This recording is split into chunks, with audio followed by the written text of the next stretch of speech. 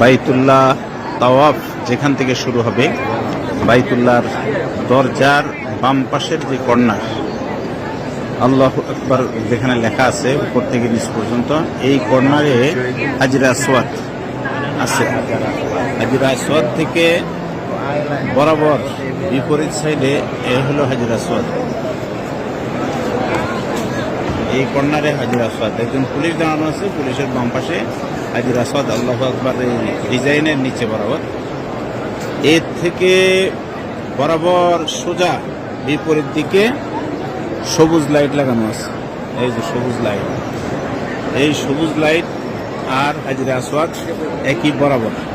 সবুজ লাইট বরাবর এই হাজরে আসওয়াদ, এই হাজরে আসওয়াদ বরাবর এই সবুজ লাইট লাগানো আছে। এই সবুজ লাইট এবং হাজরে আসওয়াদের বরাবর এসে এখান থেকে তাওয়াফ শুরু করতে হয়। তাওয়াফের নিয়ত করে দোয়া পড়ে তাওয়াফ শুরু করতে হয় ডান দিকে, এবং হাতিমে কাবার থেকে বাম দিক হইয়া এই যে মাকাম ইব্রাহিম আছে, এখানে মাকাম ইব্রাহিম এবং হাজরে আসওয়াদ, এই মাকাম ইব্রাহিমের ডান পাশ অথবা বাম পাশ দিয়ে, অর্থাৎ ডান দিক দিয়ে বামে গিয়ে হাতিমে কাবা থেকে বাম পাশ হইয়া ঘুরে আসতে হবে এই কর্নারে রুকনি ইয়ামানি।